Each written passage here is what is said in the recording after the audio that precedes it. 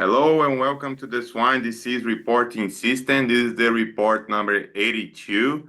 My name is Guilherme Cesar here at the SDRS studio. Hello, my name is Ivan Trevisan at the SDRS. Hello, Daniel Linhares, also with the SDRS team.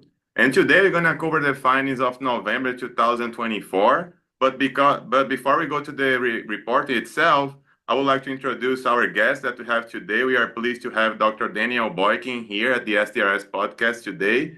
Dr. Boykin received his DVM for North Carolina State University. And after that, Dr. Boykin has a vast experience with swine medicine that he previously worked as a staff veterinarian at Christensen Farms and then as a director of veterinary service at Cactus Family Farms. And currently, Dr. Boykin is a senior veterinarian at Smithfield Foods, overseeing swine herds in the U.S.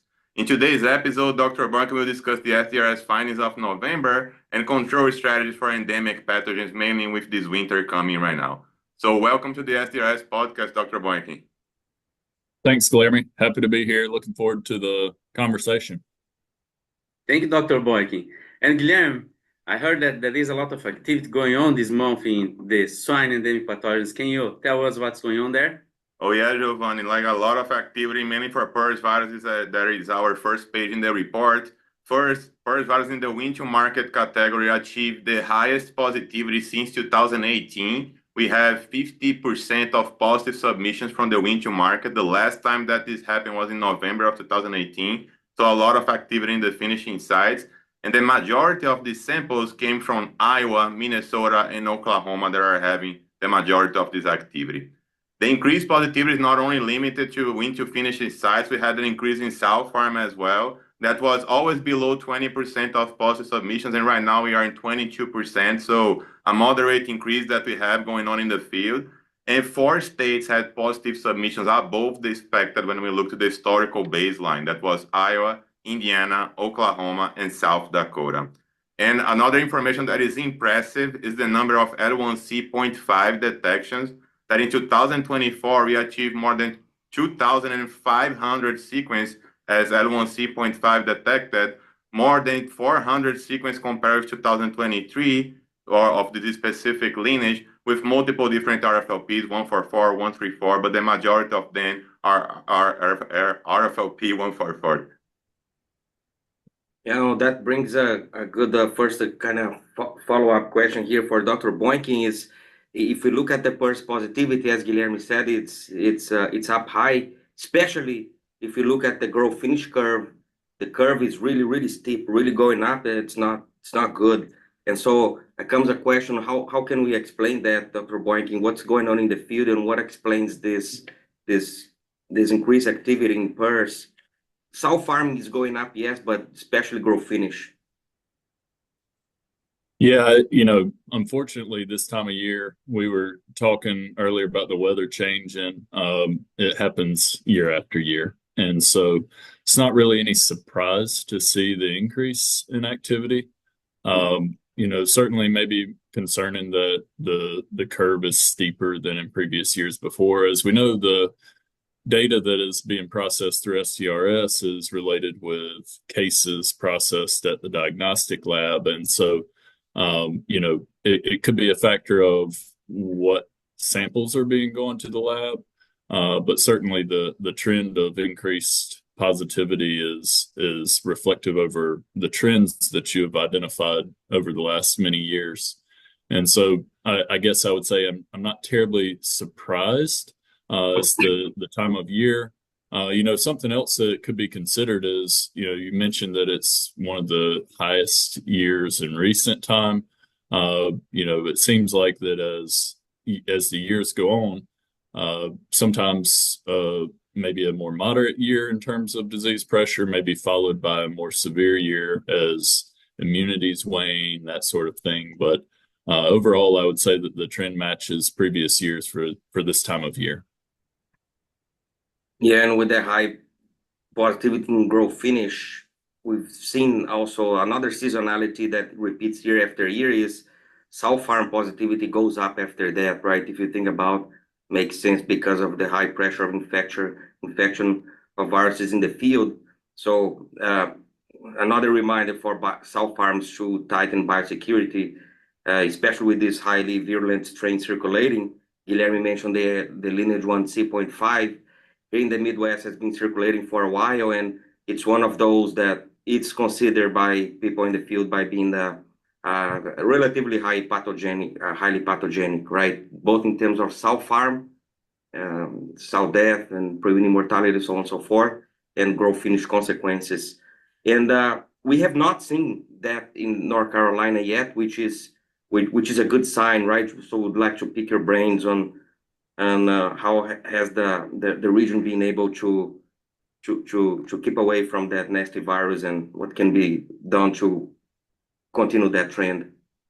Yeah, absolutely. The lineage 1C.5, which is, was at a point referred to as the lineage 1C variant. I think that the biggest reason that I can come up with for why we've been able to stay away from this strain on the East Coast or the Southeast is we move a lot of pigs, but generally whenever we're moving, we'll say across state lines, is we would potentially be sending pigs from the East to the Midwest. And so the idea of being able to trace back diseases that are circulating in the Midwest to the East Coast or the Southeast would be lesser.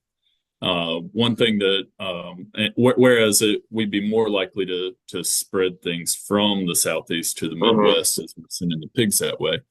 One consideration is, though, that in order to get them out to the Midwest, then we have to look at the transportation piece, and it certainly would be feasible to expect that it's a possibility to track back some of these diseases on empty trailers that are coming back to pick up pigs and that sort of thing. And so I would say we've got a heightened focus on transportation biosecurity, something that we can always continue to work on. And it's important for as we move pigs around within our area, but anything that we would have contact with different regions of the U.S. is a heightened focus. And so we may utilize transfer stations to avoid having those live haul trailers back directly to our sites.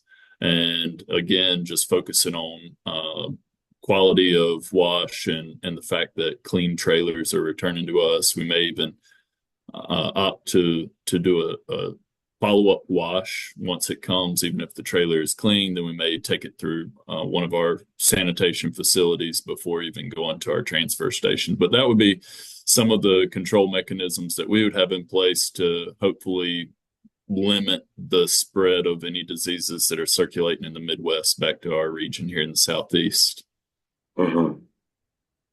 That makes sense, right? The importance of trailer sanitation to kind of keep the region away from what's going on here in the Midwest. Thank you, Dr. Boykin, for sharing that. And it's a double Daniel discussion today, but Guilherme, what can you share for us about enteric coronavirus? Yeah, Giovanni, about enteric coronavirus, it starts to increase the positivity, again, mainly in the winter market, Delta coronavirus, and also PED.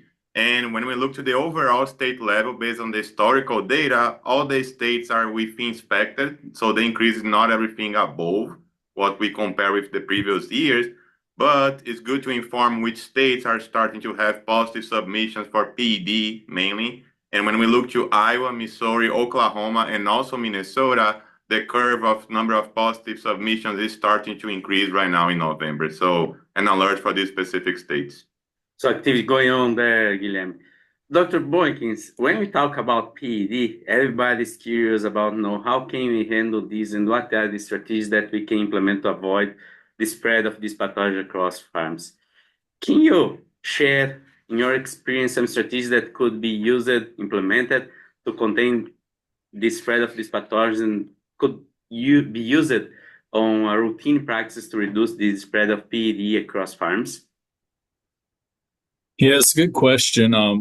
First, I guess I would reflect on Guilherme's comments about the no states having positive cases above expected, is that at least whenever I look at the trends, it seems like that from my personal experience, as well as just looking at the data that's being reported, is that in contrast to PRRS, which we start to see an increase here in the late fall heading into winter, it seems like, at least from what I can see, is that the PD and Delta Corona, these enteric coronaviruses tend to have shifted more. The significant increase in the field seems to have shifted more to late winter into spring.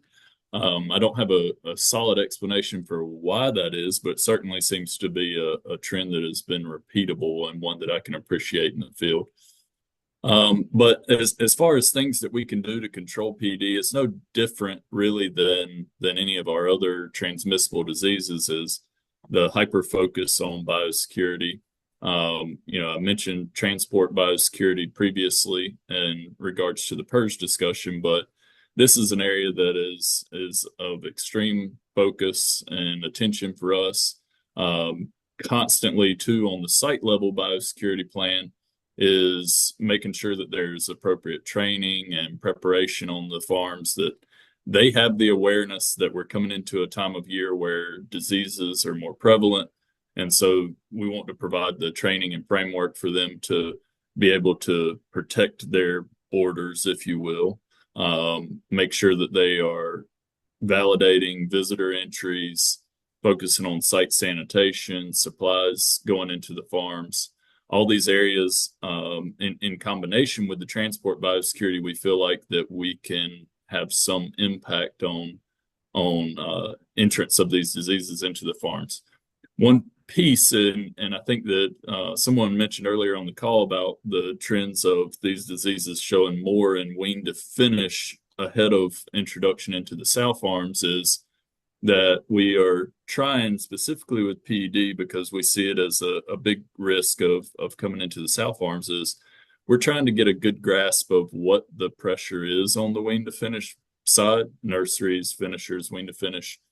And so we're doing a little bit more surveillance to try to classify those sites appropriately.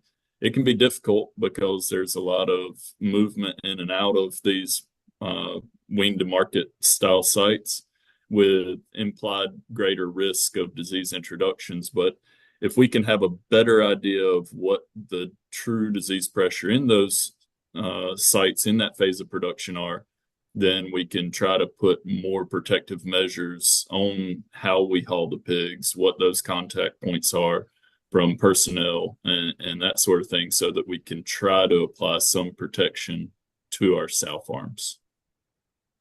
Those are great comments, Dr. Boykin. And as the time that we are, that is right after Thanksgiving, we always see some increasing activity of pathogen detections there.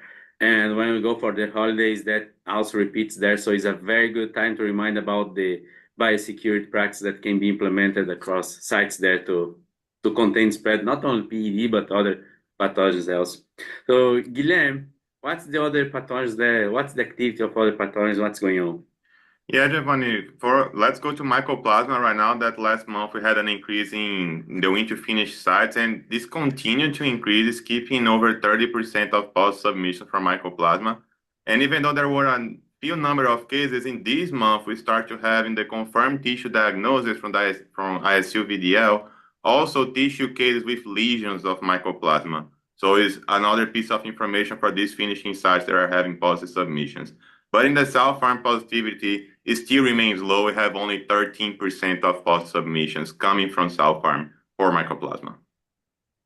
It's another follow-up question here. Then mycoplasma in sow farms, it's historically low, and grow finish really, really high activity, like Guilherme said. How do we take that, Dr. Boykin? What's the interpretation of that? Yeah, so when I think about sow farms, I think that, short of a new break with mycoplasma, our greatest focus in these herds is, well, if they're positive, then we want to focus on control and stability, and we don't expect them to ever be negative. And so we may not be focusing sow farm diagnostics to test positive herds. We would only be testing those herds that we think are negative to confirm that nothing has changed with that status. And so there may be a larger percentage of samples going to the labs from negative herds. And so you would be increasing your negative samples in those herds. And then the positives may be coming from either testing to confirm elimination, but find that they were in fact not eliminated, or a failed elimination, or else those herds where we're doing our negative surveillance and happen to find a positive. So I think that for the sow farms, that's a good explanation for why we have a lower incidence of positive submissions. On the wean to market side, I think that these, it was brought in about what are these other pathogens. Well, obviously we're focused on PRRS and PD, but as we come into this time of year, there would be more sick pig diagnostics, respiratory disease complex and such. And so as we start to see more PRRS activity out in wean to finish, we've got more sick pigs out there. Typically, it may be an add-on to test for something like Mycoplasma high pneumonia to see, how are we doing there? And so I think that it's kind of just an incidence of maybe an uptick in respiratory disease in wean to market, and it's a tag on or an add-on that we find some increase in the Mycoplasma high pneumonia rates as well.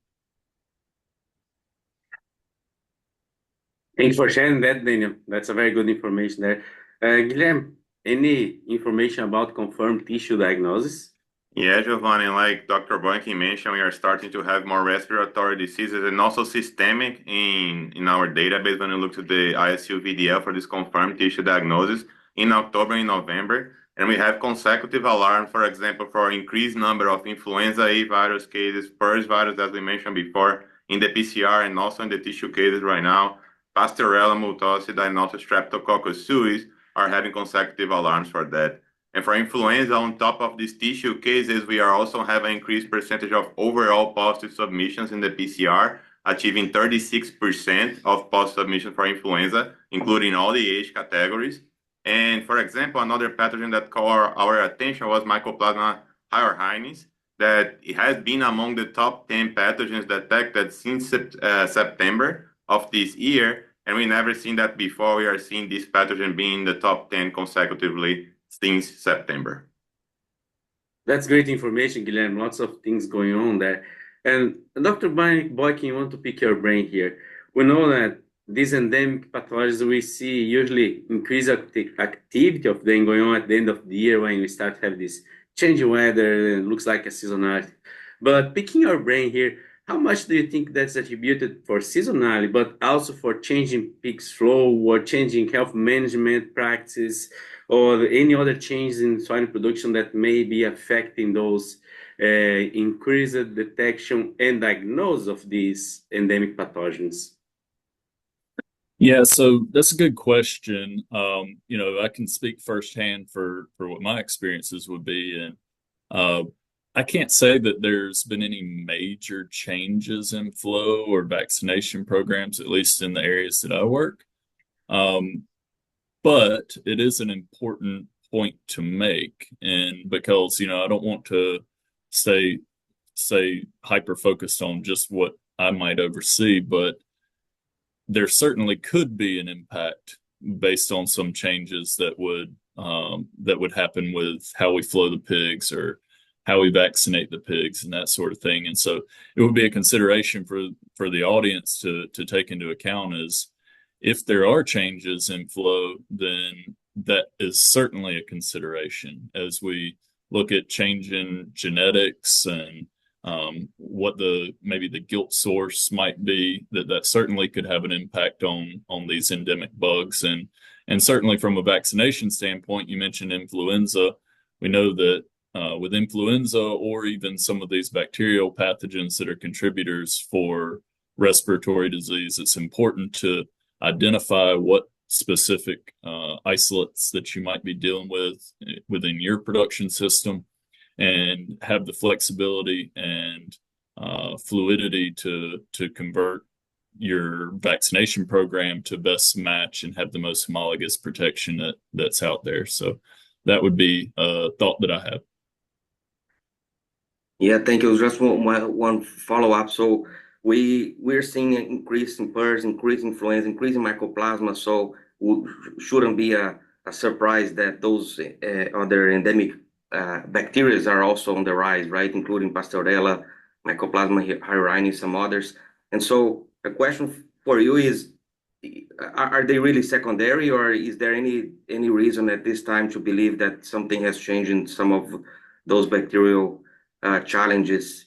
Is intervention still working? Are you concerned, or you just like you think no, it's just seasonal? It's really attributed back to PRRS and flu together and opening the doors for some of these other challenges.